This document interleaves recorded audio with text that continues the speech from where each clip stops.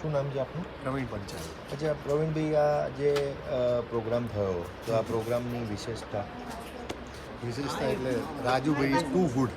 બસ okay, એટલામાં જ બધું આવી જાય. Okay, fine.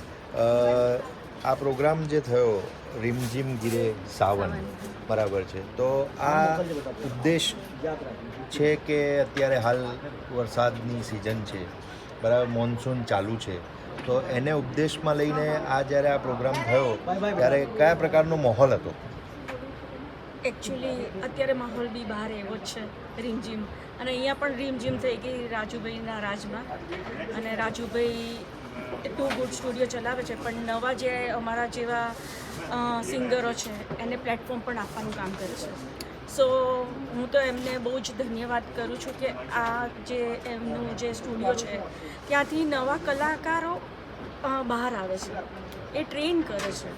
એટલે એ ને દીપિકાનો તો ખરેખર એટલો બધો સહયોગ છે ને કે કોઈ પણ માણસ જે અપંગ આવ્યું હોય કે એને પણ જે બોલી ના શકતું હોય, અમુક એ લોકોને પણ એ લોકો ચાન્સ આપે છે કે એનું ડિપ્રેશન કોઈક લેવલે કોઈકનું ડિપ્રેશન હોય કે કંઈક પણ હોય તો એ ગીત ગાઈને પણ એ દૂર કરી શકે છે. એનું પ્લેટફોર્મ એ પૂરું પાડે છે. ઓકે, મને જરા આ સંગીતની વાત આવી, આ સોંગની વાત આવી, તો આમાં ડિપ્રેશનને લગતું શું હોય છે? ડિપ્રેશનને લગતું music is the best medicine. ગીતો સાંભળવાથી ડિપ્રેશન જતું રહે? મેન્ટલી તમે ફ્રેશ થઈ જાઓ. અચ્છા, ઓકે. આપણે જાણીશું કે આ પ્રોગ્રામમાં કયા કયા પ્રકારની થીમ હતી? आज का थीम में बारिश का था, रिमझिम गिरे सावन, और इसके अलावा डांस भी थीम रखा गया था, जैसे सारे ऑडियंस खुशी से झूम उठे. और इसके अलावा सबके सुरीली वॉइस वाले सॉन्ग भी बहुत अच्छे थे.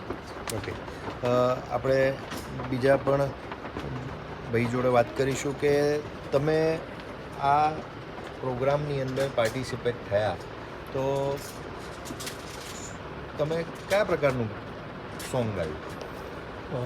આજની જે થીમ હતી રીમઝીમ ગીરે સાવન, તો હું અને મારી સાથે જે પારુલબેન ડ્યુએટ સોંગ ગાયું હતું, અને વરસાદની જે થીમ હતી એમાં મેઘારે મેઘારે મેં આ સોંગ ગાયું હતું. લોકોને ખૂબ પસંદ આવ્યું અને તાળીઓથી અમને વધાવી. ઓકે, એક ખાલી એક કડી. ઓ મેઘારે મેઘારે મેઘારે મેઘારે મત પરદેશ જા રે, आज तू प्रेम का संदेश बरसा रे. ઓકે, સૃષ્ટિ ન્યૂઝ અમદાવાદ, ન્યૂઝ અમદાવાદ. તમારી નજીક જે પણ ઘટના બને છે તેને અમારી ચેનલ દ્વારા વાયરલ કરો. સૃષ્ટિ ન્યૂઝ અમદાવાદ. સૃષ્ટિ